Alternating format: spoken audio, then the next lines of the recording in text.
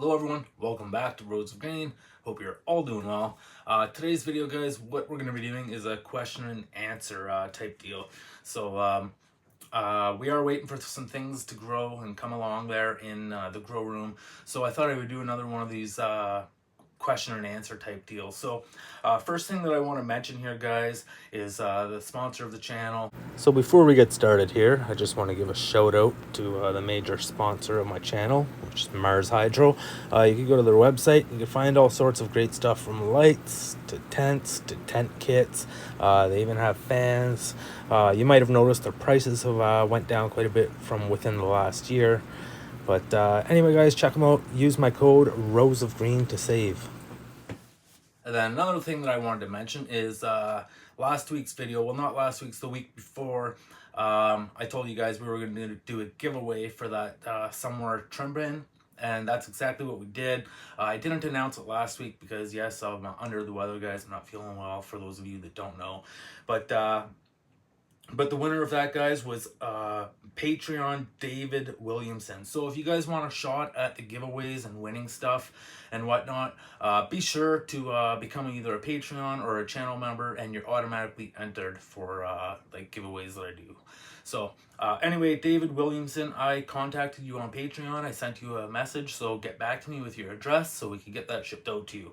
Another thing that I wanted to mention to you guys is that on age-restricted videos, you won't get notifications. So you see that little bell? Hit that little bell beside the subscribe button and allow notifications for my channel. I recommend that you do it for all Canada channels because a lot of them are age-restricted, and you won't know if we drop a video unless you have that on there, or unless the video for some reason isn't age-restricted. I'm hoping this one isn't age-restricted so I could actually reach out to a couple of you, but we will see. Okay, so let's get on to the questions, guys. Some of these people, I added their names to it, and some of them I didn't. But anyway, we will start with Bubtown. He says, can I determine sex before flipping to flower? The answer to that is yes. You don't always have to flip to flower to determine sex. Usually at about week 5, week 6, you can start to determine the sex of the plant.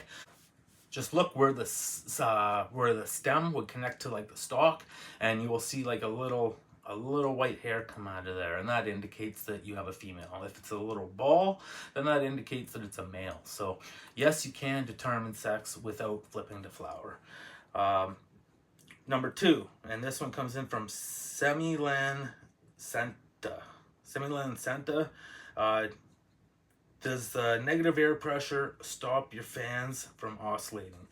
So I have a high CFM kit that you can find down in my description. Well, it's not in my description, but if you click on Grow Strong Industries, that will bring you over to their website, and they have a high CFM kit, and they're bars that you put in midway up your tent, and it stops the sides of your tent from sucking in.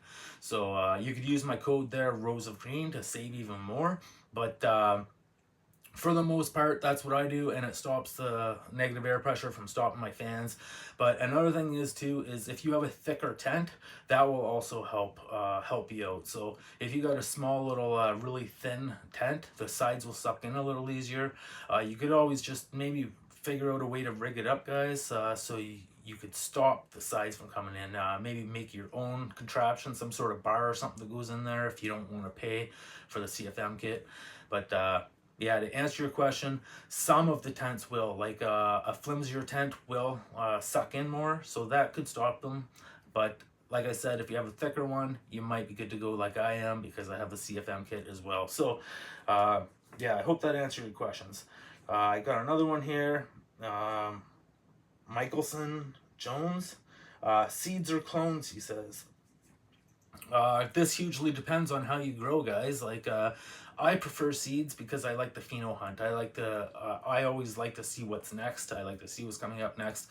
With clones, I've done this for several years with clones, not only at home but at like the facility and stuff.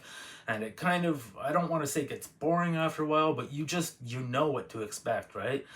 Sure, clones are fun because you could always push them over and over and over to see what you can get out of them, but Another good thing that clones are good for is if you want everything finishing at the same time. If you're like if you own a facility of some sort, um, they both have their good things and bad things, guys. But me myself, I prefer seeds because I always like that that turnover, that next hunt, just to see what's next.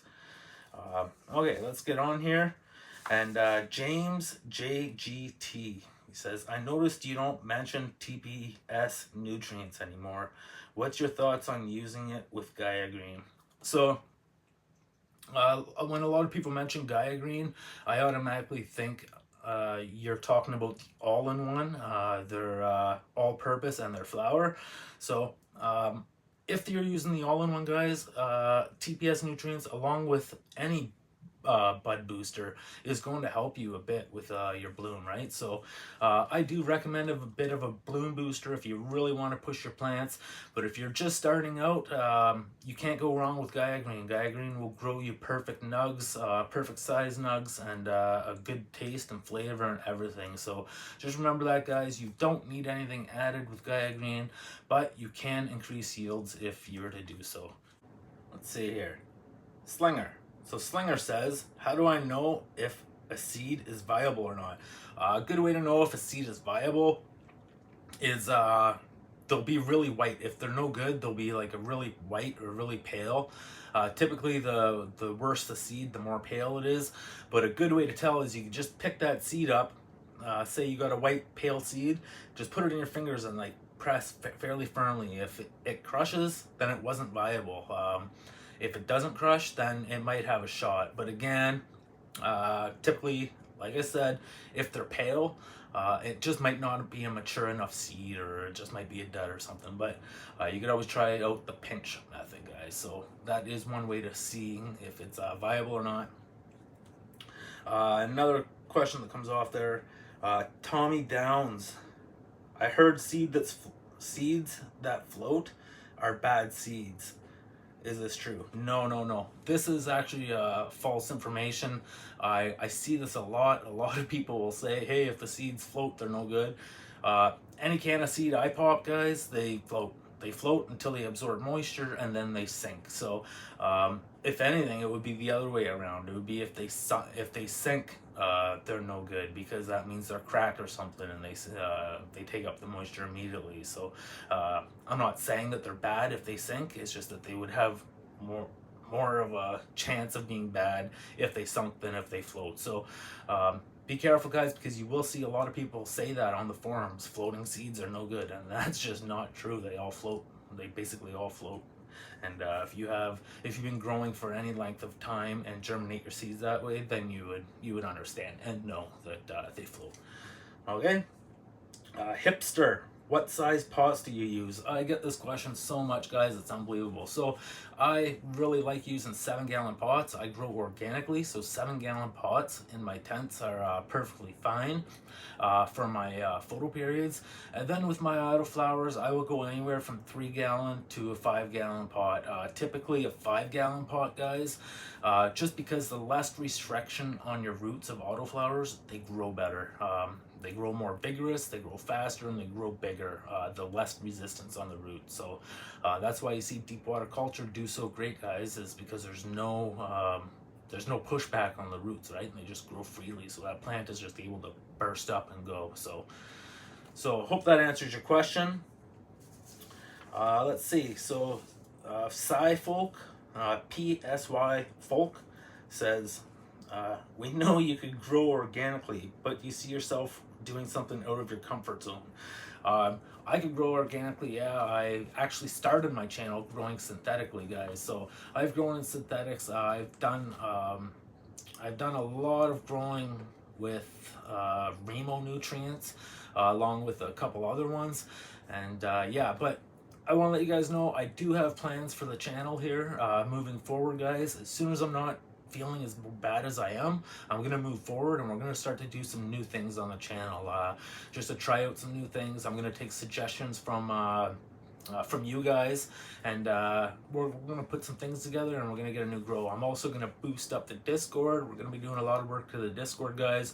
Remember to join that. That's down below in the description. Check that out for sure.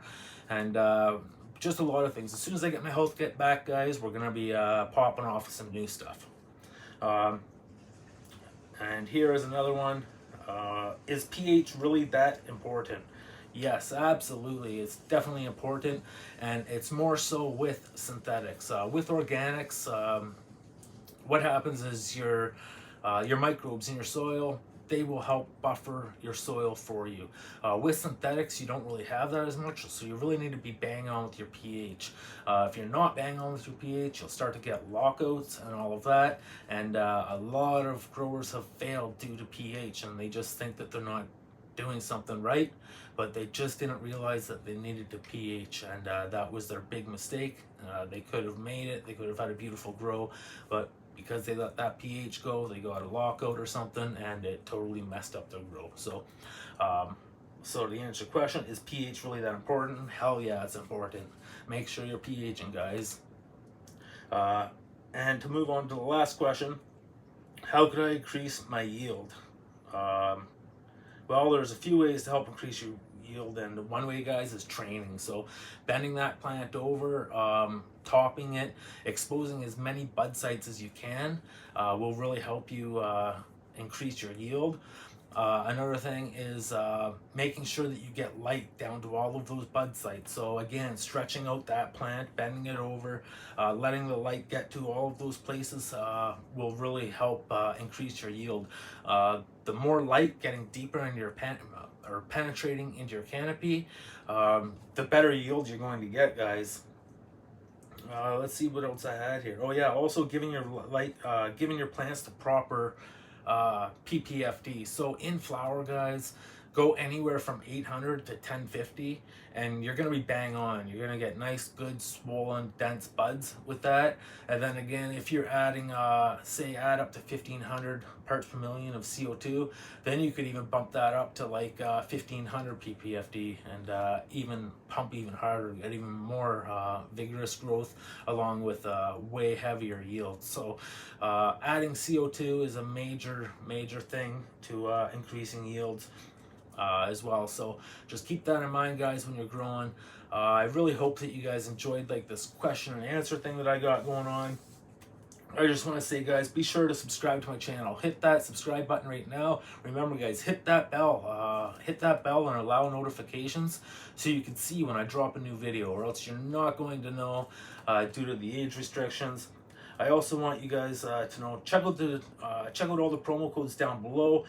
Be sure to check out all the partners of my channel: Mars Hydro, Cultivation Emporium, AC Infinity, Pulse Grow, and ProMix. I have promo codes for all of those guys down below where you can save with each and every one of them, guys. Not only do the promo codes help you guys, but for some of them, they also help me as well. So I'll get a little bit of kickback on that, and it just helps the channel out. So if you can't afford to become a patron or a member, maybe just use my codes, and that's a good way to help out the channel. So anyway, guys, I just want to say thank you for you guys tuning in. Thank you for bearing with me with while I'm sick here, guys. I'm going to be back on my feet here hopefully soon, and we'll get some more content on the way. But next week's video will be in the garden, so be sure to tune in.